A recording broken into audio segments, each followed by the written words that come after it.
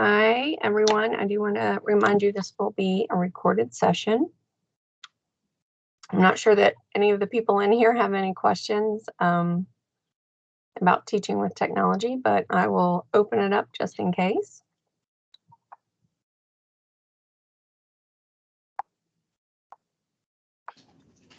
We've got all the answer people on the call. I know.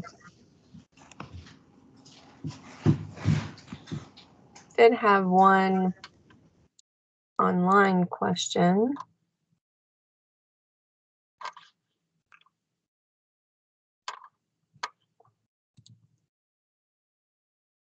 Allison said she wanted to learn more about how to use Microsoft Teams to record flipped classroom videos in a closed team that can be shared with multiple classes and throughout multiple methods, such as standalone training via the internet. So, Eric, do you want to answer that, or do you want me to? Well, from what I understand of that question, it would be, you could do a Teams meeting, you could do a recording of PowerPoint, any way you wanted to record that, but there's multiple options to do that.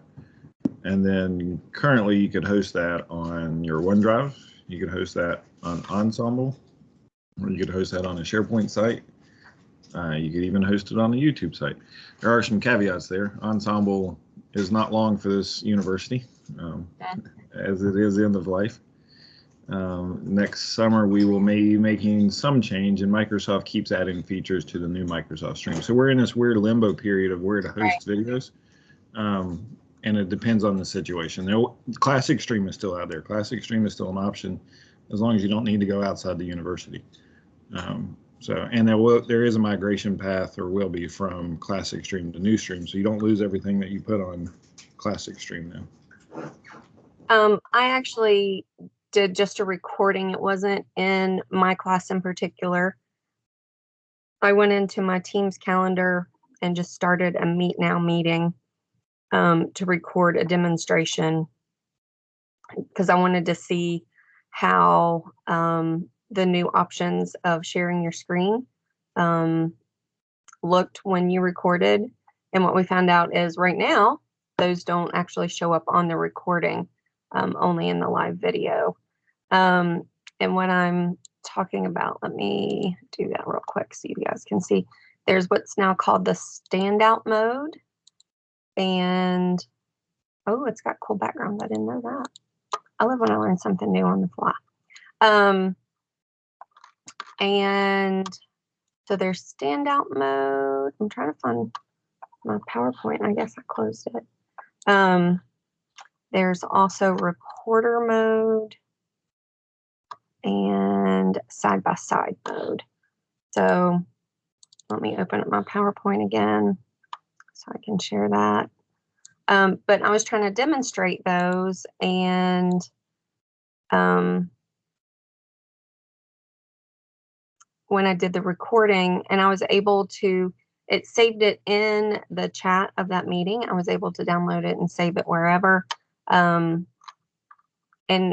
I believe if you do it while you're in a team, it will save it within that team. Is that correct, Eric? That's correct. If it's a channel meeting, it goes to the recordings. It goes to the files channel in a recording folder of that channel. I just want to hop on really quick and reiterate what Eric said as a suggestion for YouTube, because like he said, we are in this limbo right now of where and what way is the best way to store your videos and share them with others. And I have a little bit of knowledge about sort of what Allison has in mind.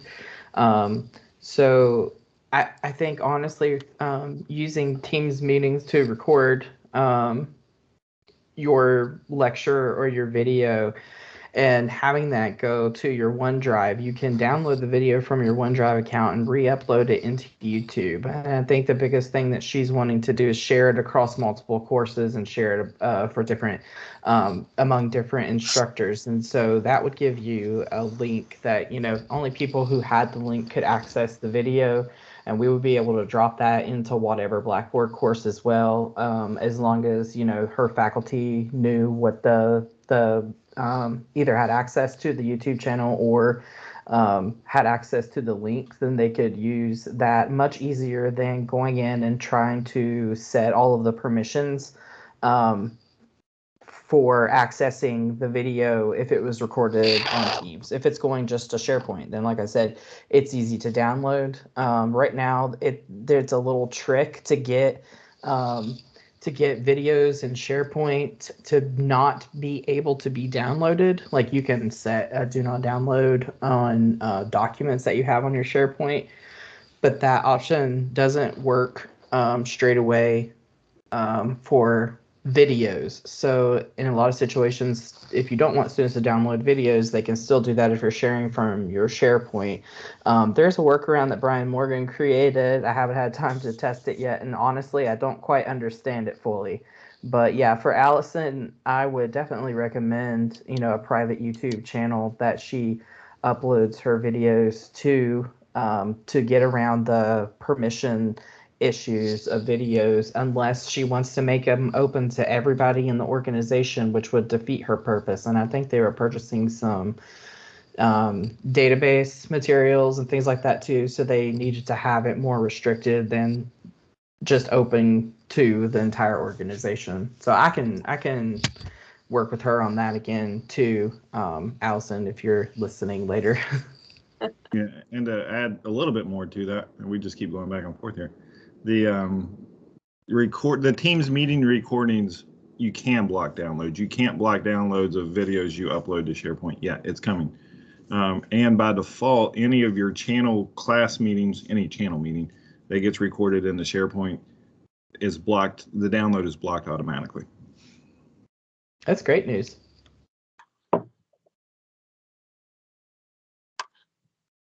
Okay. I don't know if you saw when I shared my screen a minute ago that I tried the side-by-side option. So you can see that my screen is right next to me. There are some other options as well in the sharing screen. There's the reporter option, which if you were doing a PowerPoint, I think it would be big enough, should be big enough for the people who are watching to see that. And then the last one is called standout mode.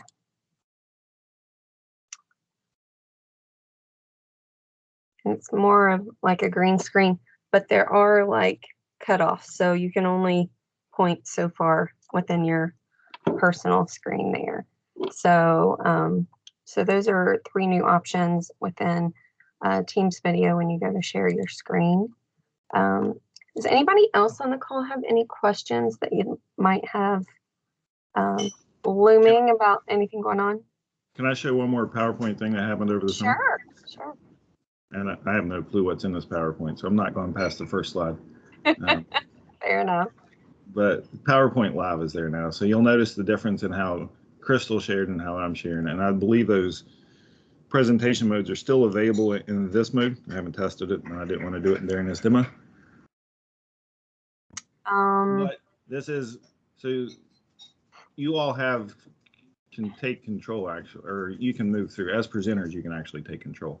Please don't do that.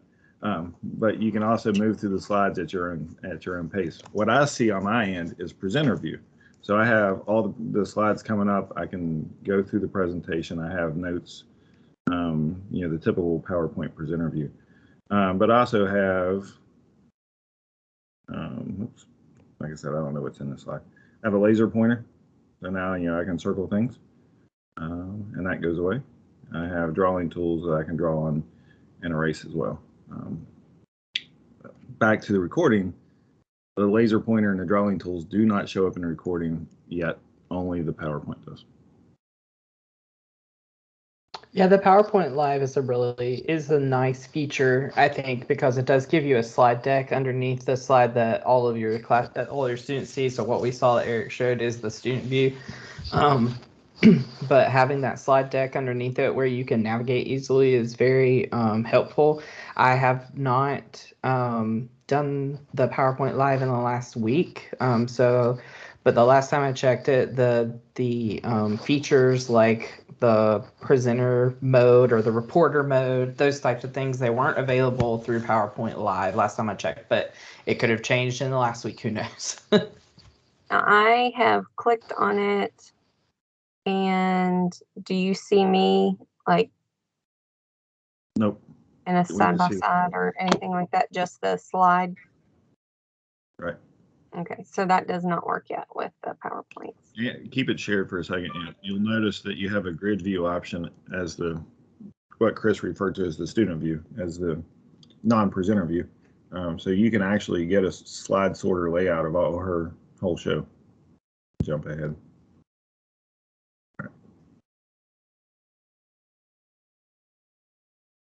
If anybody wants to know about marketing.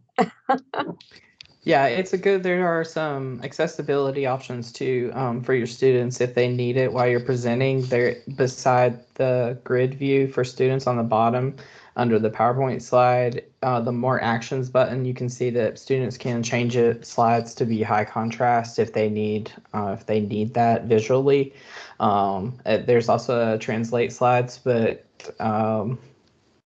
we haven't tested that out, and there are not a lot of language packs for translating yet via this way. But there's also an option when you are teaching using the PowerPoint Live to have students follow you and not go ahead in the presentation, so that when you click, it takes them to the slide that you're on instead of whatever slide they're looking at instead.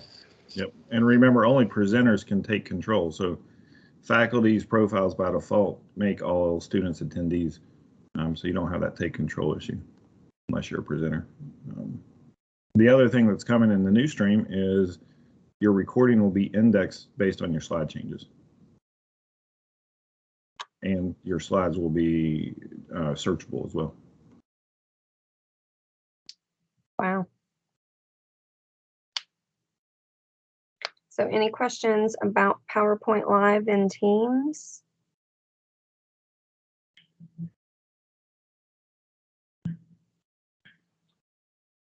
Okay, I had to find the stop presenting button is not where it normally is when you're in PowerPoint Live. It's on the top, in the middle, instead of over on the right, where the share button normally is. Any other questions? It doesn't have to be related to Teams. It can be related to classroom technology, or anything else on campus. We have a lot of people with knowledge and resources to assist if you do have questions.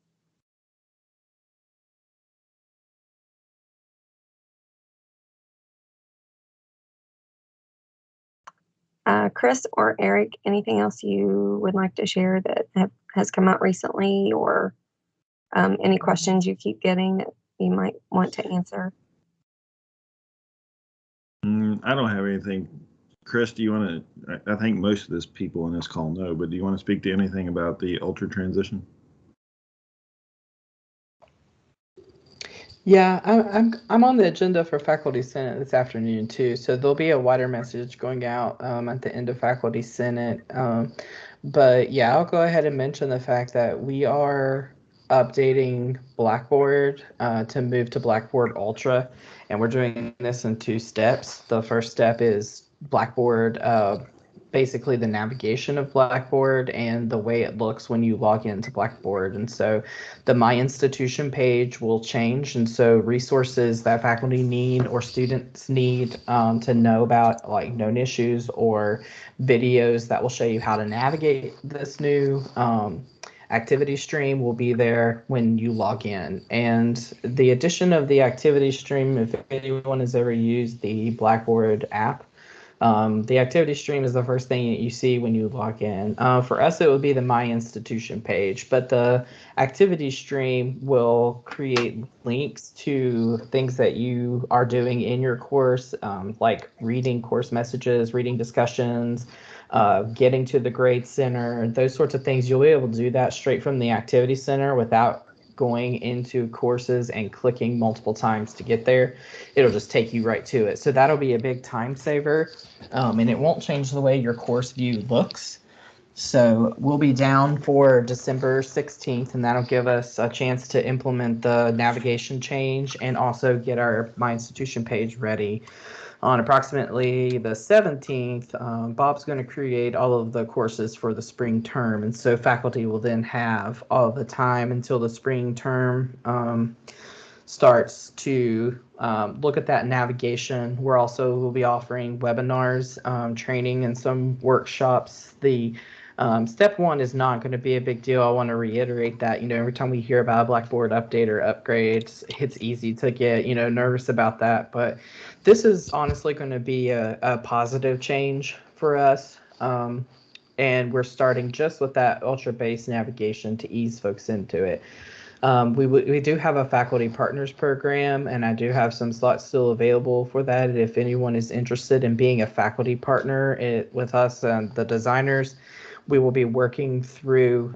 It does require some time commitments because the training that we'll be going through to learn how to transition courses from Learn to Ultra and convert those. You'll be learning those steps the same time instructional designers are. So that way we have some contact points in colleges and some folks that can help instructors within their department or college, and also help act as sort of a mediator if we get faculty who aren't aware that they can come to us for assistance, but are kind of, freaking out about anything new. Then we'll have faculty that are out there who can act as a go-between for all of us as well. Some of those faculty partners will be running pilot courses in Ultra Course View in the spring, so that we can get some information from them and their students, and it will help guide us toward what kind of documentation we need to provide. At the end of the spring semester, once final grades are in, we will be offline one more day to implement Blackboard Course View, and this will change the way that your courses look and function. Blackboard Ultra is basically a slimmed down version of the Blackboard Learn that you see now. We have a lot of instructors who have come from other institutions that have used things like Canvas, and this version is kind of similar in the way that Canvas looks, and it's also built to be very accessible. So there will be a few changes as far as the way your course looks and how it functions, but we will have workshops for faculty in the spring for that as well, so that faculty can take advantage of those prior to leaving for the summer term. So all courses starting intersession 2022 will be running Ultra Course View. The benefit to this, one of the biggest benefits, is that we will have integration with Microsoft Teams starting summer 2022. So then that way people can get to their Teams course straight from Blackboard, and it will also integrate things like grading and attendance from your Teams into Blackboard. And so that's really, I think that's pretty much the gist.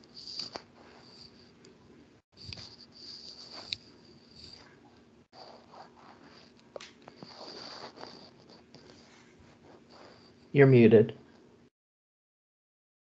I think that's everybody's favorite thing. I turned on live captioning. Can you see that, or is that per individual? That's an individual setting. So Okay. each person can set it. Go ahead, Eric. Yeah, but we're missing, there should be turn on transcription and it's not there. I have seen it available in other meetings. That's right. This is a channel meeting. It's not available in channel meetings. One of those caveats. It's weird, yeah, because it is, more accessible, but it's weird that you can't turn on transcription mode in a meeting channel, which is where, most people are now going to be going to have, their class meetings in Teams. So to show you what I'm seeing as I speak, it does have on live captions, and it's right here under the more options on turn well, it says turn off or turn on. So you're able to do that for yourself. If you do have someone who needs that option, you can direct them on how to do that themselves. Trying to think. I did teach class myself last night, and I probably was missing almost half of my class, either due to the fact that they were on the soccer team and had to go to the game, or they had been subjected to someone who had COVID.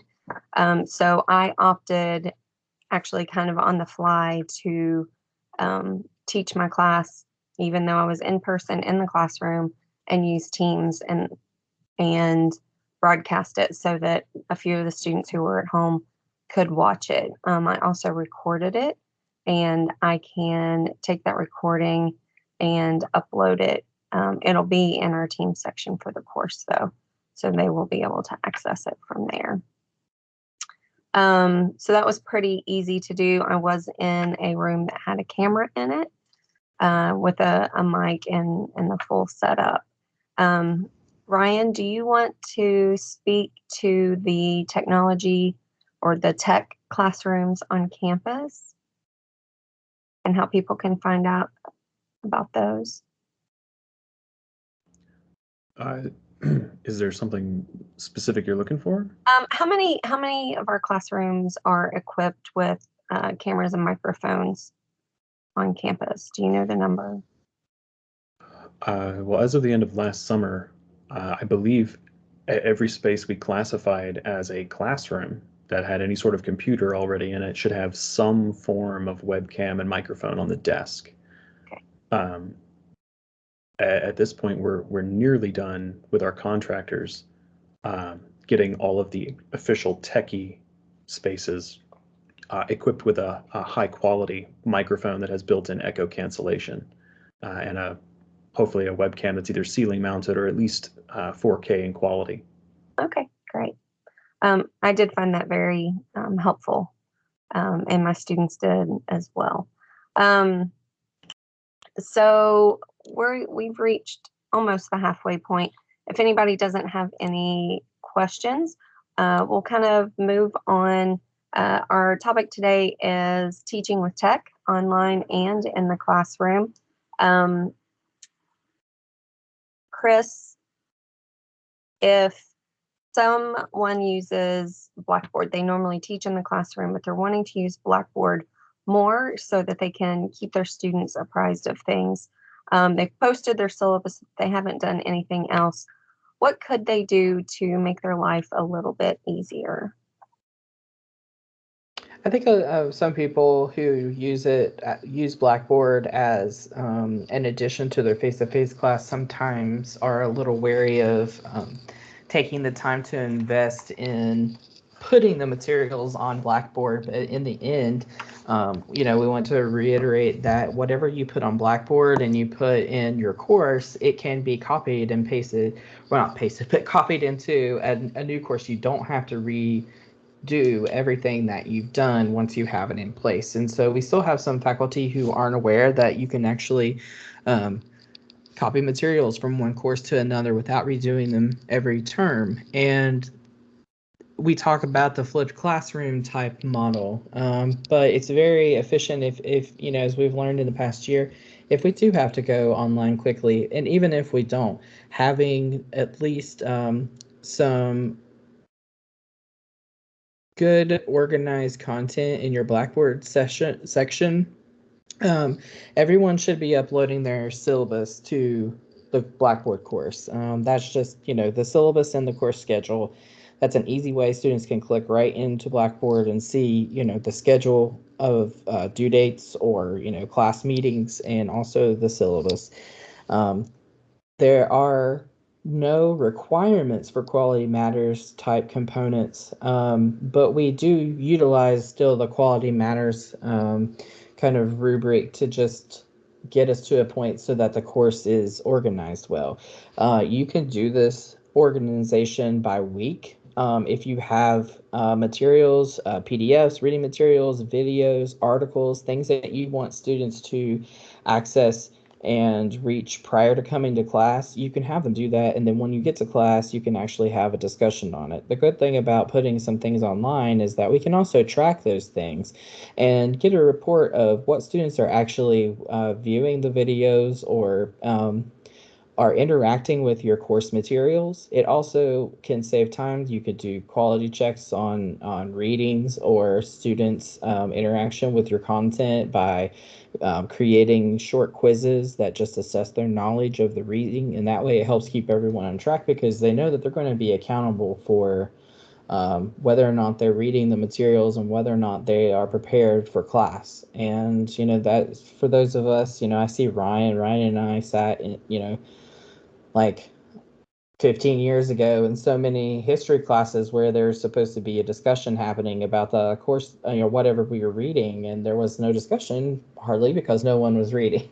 So having things online that students can just easily access in chronological order, it frees up a lot of time, but it can also help you track which students are participating in the course in its entirety. It also allows you to add some different options for media, like videos or audio, so that students can get a more media-rich experience with the content that you're talking about. It also allows them more options for practicing and working with the content as well.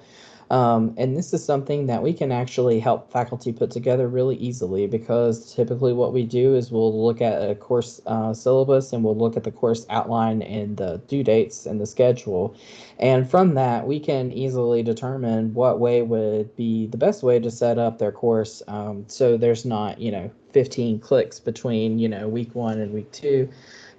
You can also have your assessments online, and you can also have students turn papers in online. The benefit to doing it online and having them turn it in is they can utilize SafeAssign, which is a plagiarism checker. And when they turn in an assignment, you'll get a report for the SafeAssign. It's called an originality report, and it actually gives you, much like Turnitin does, it gives you the links to where the external sources are, the database sources are, and if it's another student paper that it matches to. You can also do what's called inline grading, and the document loads directly on your screen. You can mark up the paper, you can leave comments on it, you can leave feedback in the feedback area. And students nowadays, they want to be able to click on the My Grades section of their course and and see their grades. And so having all of your grades even kept up in Blackboard, even if you don't use Blackboard extensively, just taking advantage even of the Grade Center, is really helpful for students. They can also see what they've missed, where they are in the course as far as their grade is concerned. We can still add up the points and do the math on our own to get our percentage, but a lot of our students, they want to see that information posted in My Grades. But I would encourage anyone who wants to use Blackboard for supplemental material, start by adding a syllabus in the content area of your course. You can do that by scrolling over Build Content, clicking on File, and then uploading your file, your syllabus file there.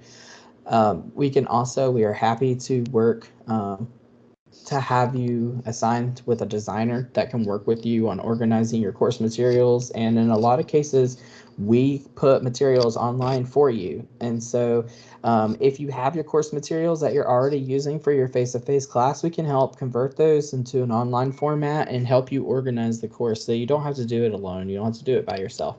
The designers can actually help you, and it takes us very little time to put materials online for you.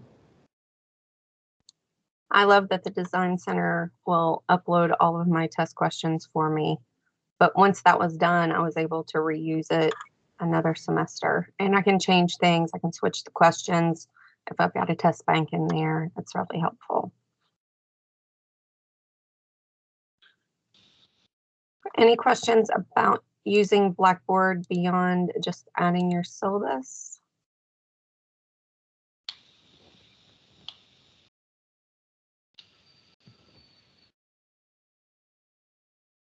Okay, Well, one thing that I'd like to reiterate is that using tech, whether using Blackboard, which is very helpful to students. I don't know how you guys are or what you all are running into in your classes, but I'm increasingly seeing students who say, I have to quarantine, I'm not sick, or I've been vaccinated, but I've been in contact with, or my brother's been in contact with, and we share an apartment, or I still live at home. So they are needing to stay home. So I'm trying to make sure that that content is available to them. So again, if you're teaching in the classroom, those classrooms are, or at least should be, equipped with a camera and microphone so that you can use Teams to teach, and your students can be at home and still participate in class. In addition to, you can still provide them with content within Blackboard, whether that be an assignment or questions and quizzes, things like that, so that they can still participate. So I do like to reiterate that you can use tech for those students to help them out. Any questions at this time before I move on?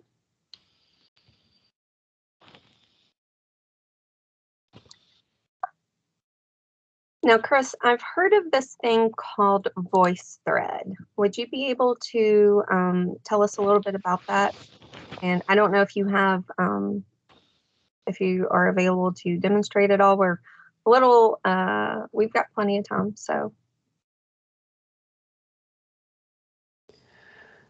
I do have a couple classes that I know are using VoiceThread, but they're running it with live students right now, so I don't want to go in and but I can give, we do have instructions, and VoiceThread does offer very frequent training on how to create VoiceThread assignments in Blackboard, and a lot of times we will take those trainings and we will put the link to sign up for it on our events page, and I can put the events page information in the chat too as well, because it will also be the same place where we'll be having our workshops, or listing all the workshops that we'll be having.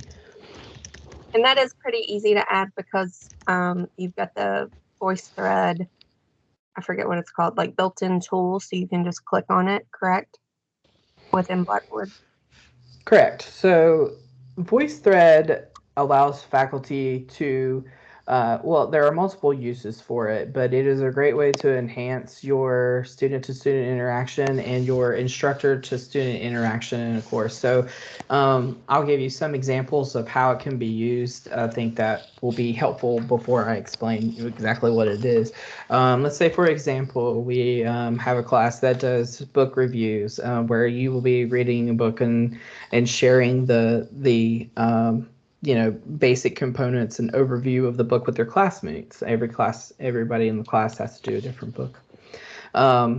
You can create a few little slides and do a little presentation on the VoiceThread tool with text, audio, and video, and comments on the slides that you can set to where everyone in the class can see. So we would review each other's book reviews, and we could leave audio comments to each other, video comments to each other, or just text comments on the side.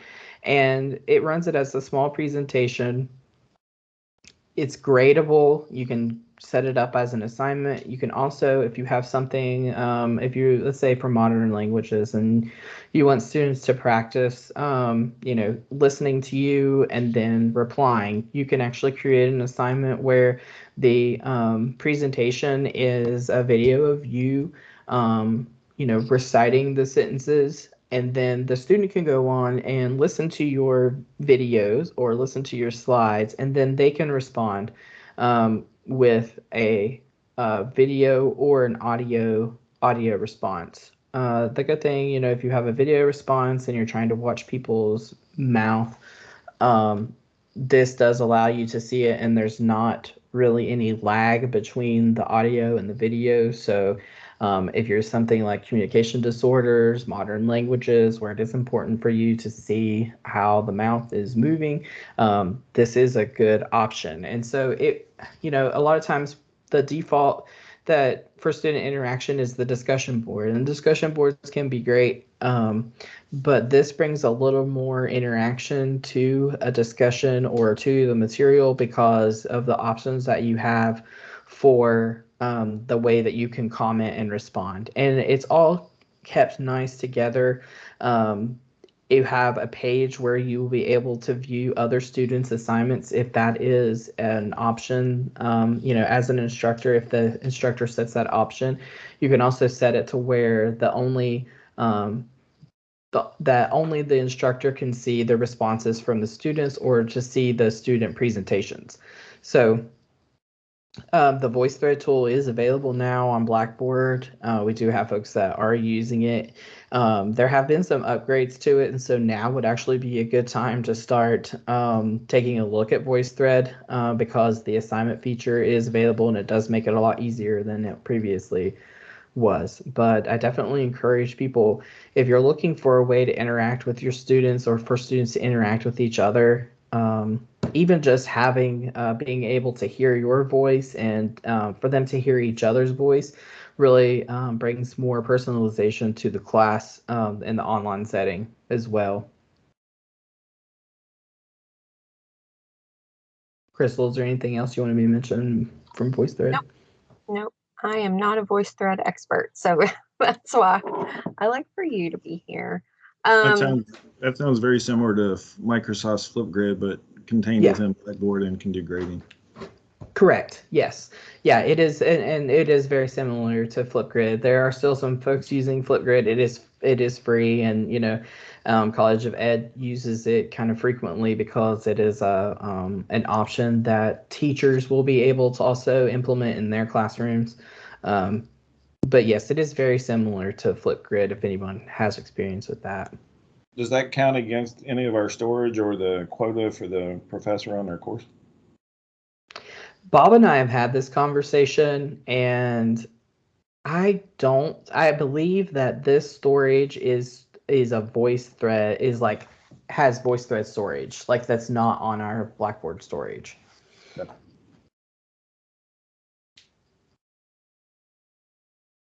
Any other questions for Chris regarding VoiceThread?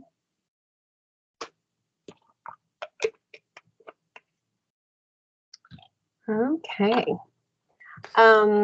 Any questions about anything else at this point before we move on? Any particular software questions, Blackboard questions, technology questions, general questions? All questions are welcome. Okay, well, I'm going to take a second and hopefully successfully demonstrate. I don't want to use live. Poll Everywhere. We now have a license to use Poll Everywhere on campus. So you should be able to see my PowerPoint, and I have actually got the Poll Everywhere loaded into PowerPoint. So I've created an account, and if you have questions about creating an account, feel free to email me directly, and I can help you with that. And I'm going to add a new activity. Now, I've already got some activities created, and I have logged in, which is through single sign-on, and I want to add this poll, which you can see here, but I can insert it as a slide into my PowerPoint. And then as I present,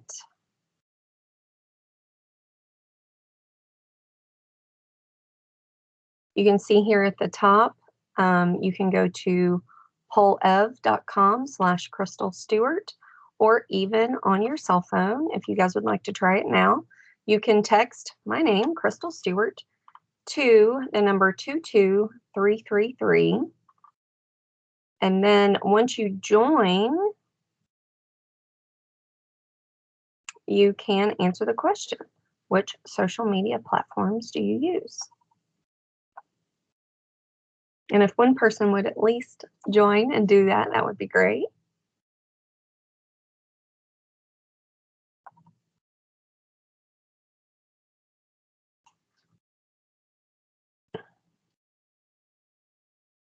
You don't even have to tell the truth.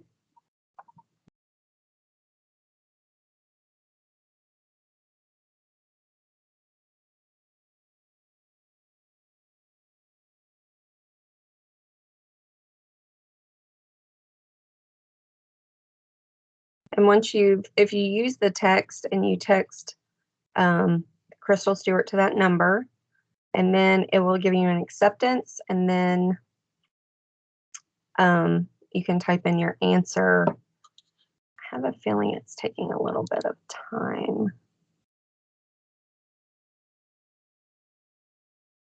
Of course, technology is great when it works, right? Try that one more time. I'm not sure why the responses are not coming in. I know I typed one in myself, but it should show you multiple, there's one, multiple responses once they start coming in.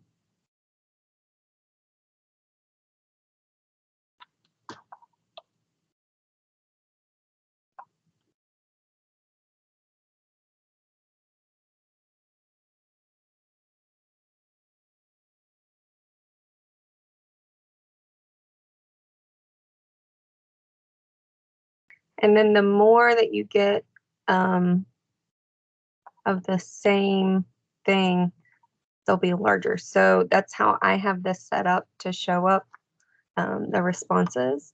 And you should be able to see here at the bottom, I can lock the poll whenever I don't want any more responses. You can show the responses or just the instructions. And then there's also a button to clear the responses. So it's great for interactive, for an interactive option in a class. Also, there's other ways that you can use it. I'm going to actually quit sharing for right now and go into Poll Everywhere.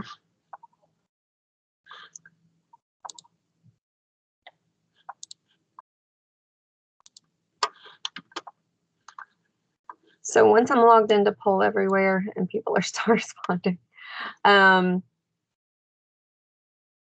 has the instructions on the right. So if you want to share those with your class prior, you can. And you can also change who can participate and what shows up on the screen. And then if we go back to our activities, you can see where I've created this first poll and other polls along with it. But if you'd like to start an activity, you just click on the activity button and then you choose, which I chose word cloud for that one. You can have open-ended questions. You can have a competition. I generally like the word cloud because I like how it shows up on the screen.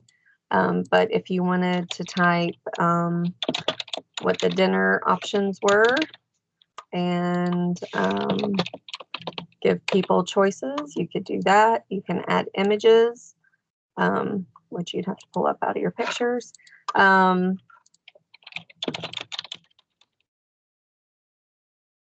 you just create. I have not used this much, but since I create certain things for my social media marketing class, I've assigned them to that group. And then as people would respond to this, it would show up how many instead of in the word cloud. So pretty easy to do once you have an account, and pretty easy to go in and play around and see how that's going to show up. And lots of great options there. Does anybody have any questions about Poll Everywhere? How do they get their account? As of right now, they can email me and I can activate their account.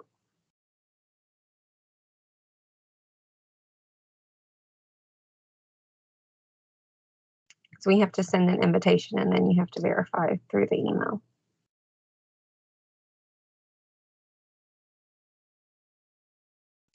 We have a question. Activate me. I can do that. No problem.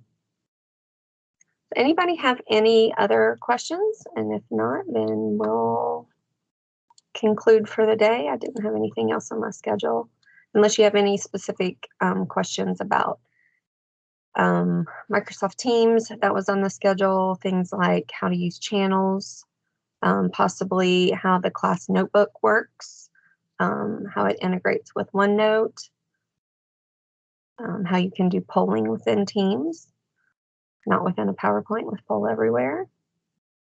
There's also insights in Teams, breakout groups, how to use the whiteboard. Crystal, I have one more thing I'd like to mention before we hop off. Absolutely, go for it.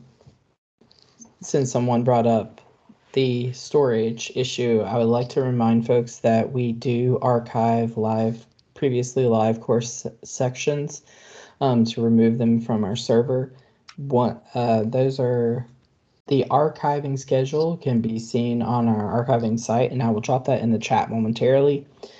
The schedule is a little bit ahead right now because we had gained so much storage space from our move to online because of COVID that we had to greatly reduce our storage in a fairly quick turnaround time. So once we have archived your course, we keep it as part of our records management policy. We keep the file for 24 months.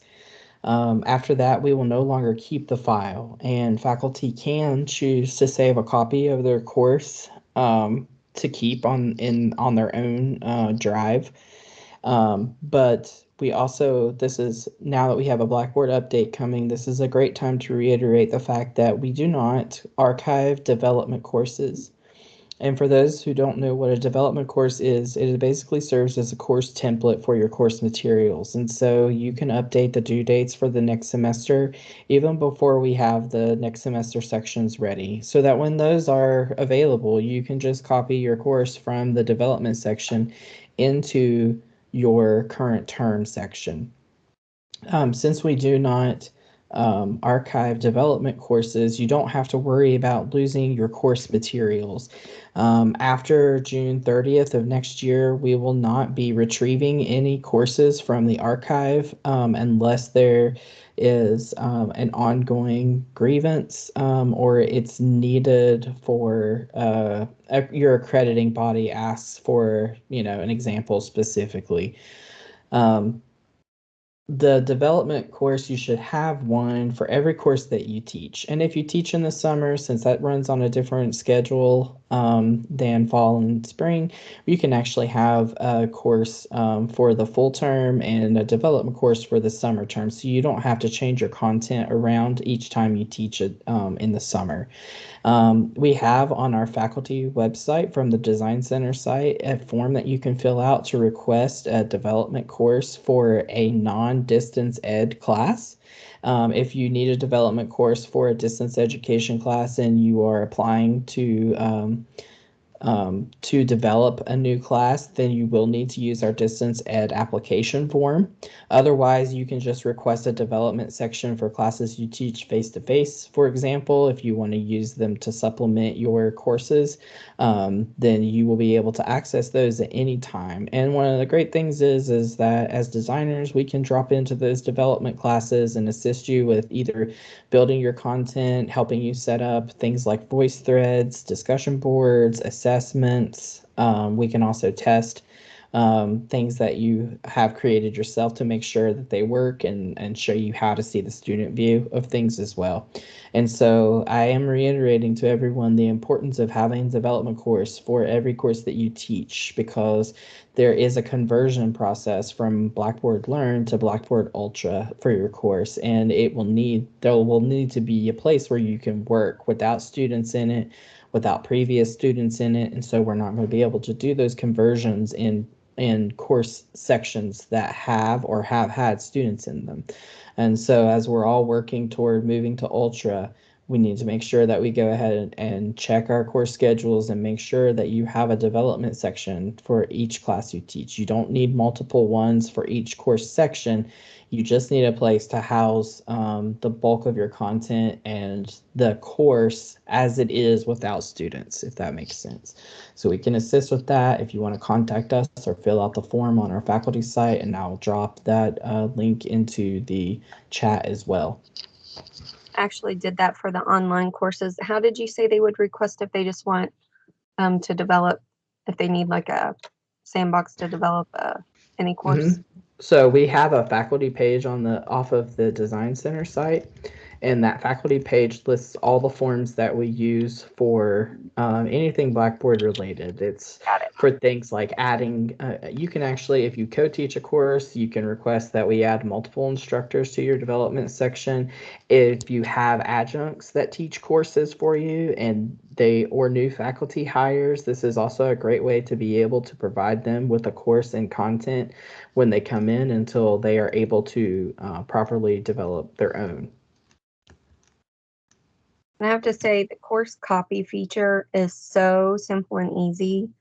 I love it. So I can just, since I took enough time to actually develop the course and make modules and have it all set up, every time I love it. So at the end of the semester, I always like to go in and fix anything. And then I can copy that the next fall that comes around. So that's very helpful. Anything else, Chris? No, I'm done now. Okay. No, that's fine. Eric, anything else you want to add for today? I'm good. Fantastic. Alan, are you biting at the bits to throw anything in? No, not at all. You're doing fine. All right. All right. Well, if there's no other questions for today, this recording will be available in the channel. It will also be available on our website, and that's www.marshall.edu/IT/training. And if you have any questions, and especially any questions about Poll Everywhere or anything else we've talked about today, feel free to reach out to me directly. And if I can't help you, I'll put you in touch with one of these wonderful people who can. So you guys have a great rest of your day, and I'll see some of you soon. Thank you. See ya. Bye.